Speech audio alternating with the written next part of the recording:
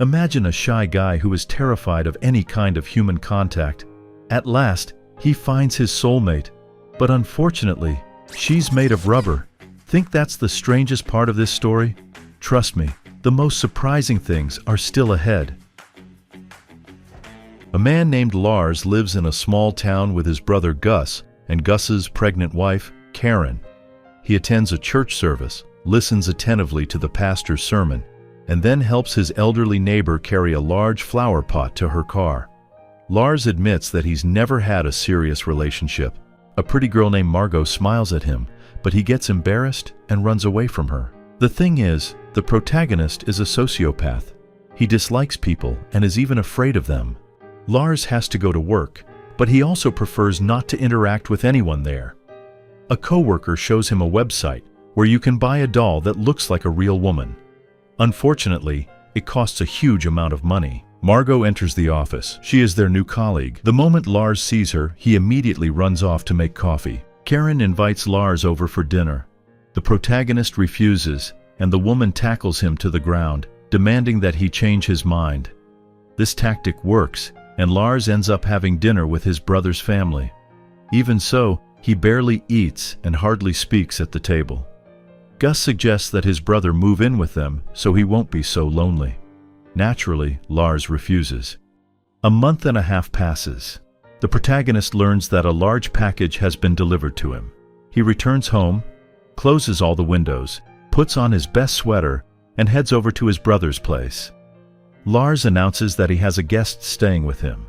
She is a woman in a wheelchair who speaks English poorly. They met online and decided to meet in person. Gus and Karen invite Lars and his new acquaintance to dinner. But there is one problem. She is not a real woman, but a doll that can be purchased on specialized websites.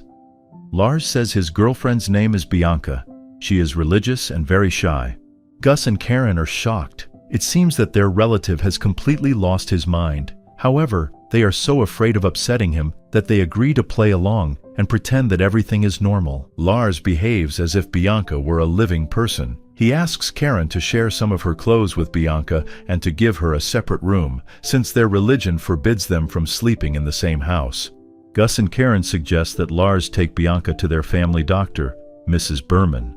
The thing is, she is not only a general practitioner but also a psychologist, which means she will be able to assess Lars's mental health.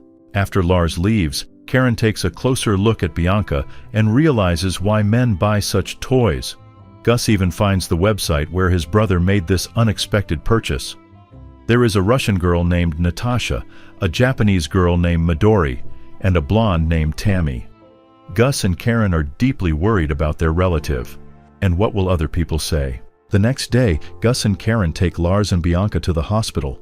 Dr. Berman is a wise woman and a skilled psychologist, so she also decides to play along with Lars. She says that Bianca has low blood pressure and prescribes her a special weekly course of treatment. However, Dr. Berman will be treating not Bianca, but Lars. The reason is that his behavior strongly resembles hallucinations. The family returns home and has coffee. They place a cup in front of Bianca as well. Gus tries to explain to his brother that Bianca is just a large rubber doll, but Lars ignores his words.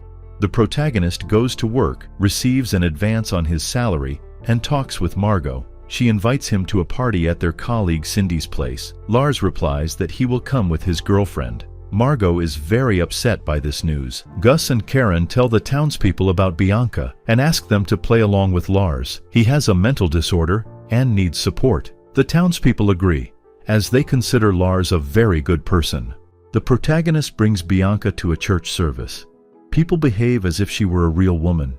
They talk to her, compliment her, and give her gifts. Lars takes Bianca to the lake where he used to play with his older brother as a child, climbs up into his old treehouse, and joyfully sings to her.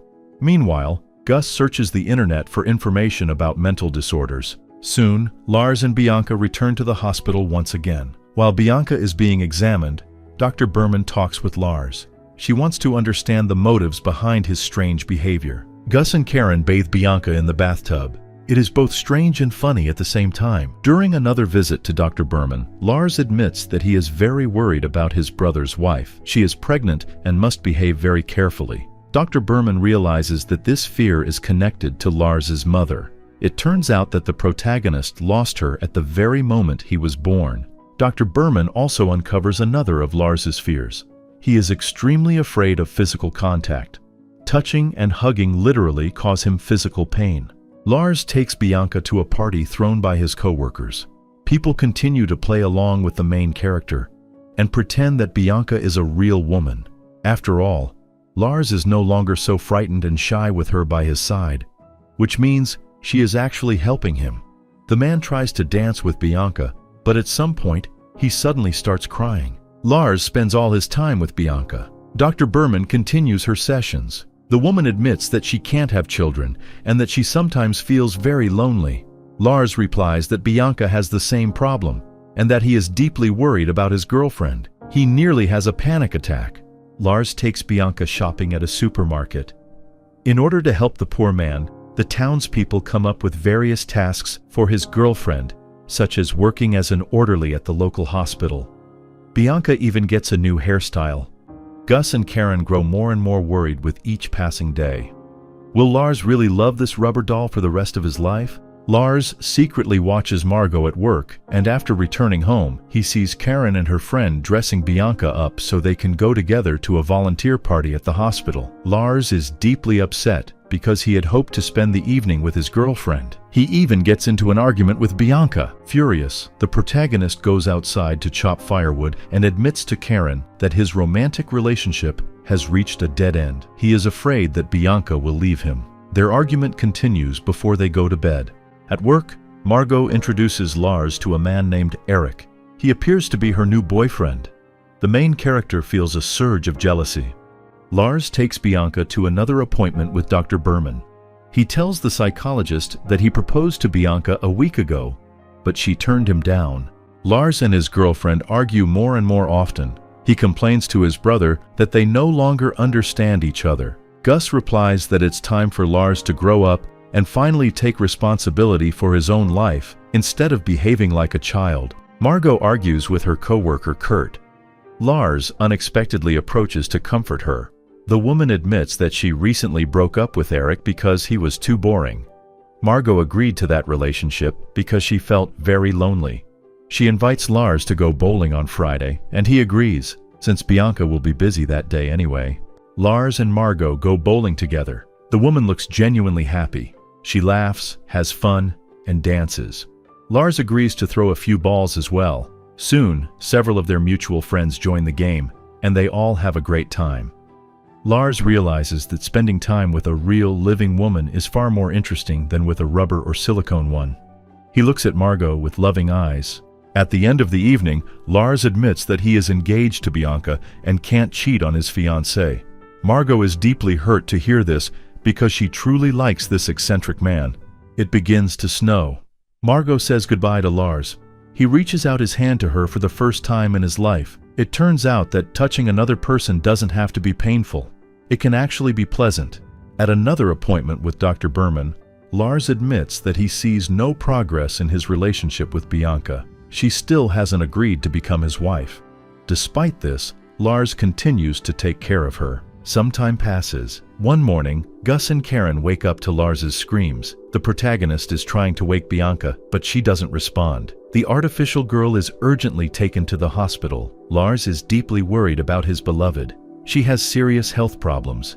The sad news is shared with all the townspeople. Dr. Berman tells Gus and Karen that Lars subconsciously invented Bianca's illness because he no longer needs her.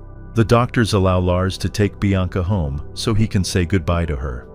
That's the first time he's gone to bed with his girlfriend. In the morning, Lars steps out onto the porch and sees that the snow has melted and spring has come. The townspeople bring lots of flowers and cards. They've also printed various photos of Bianca. Everyone supports Lars, comforts him, and cooks plenty of delicious food for him. Gus and Karen invite Lars and Bianca to the lake so they can spend one more day together. Lars looks completely miserable.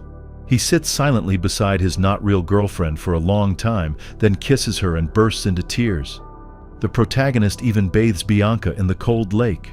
Soon, the entire small town gathers for Bianca's funeral.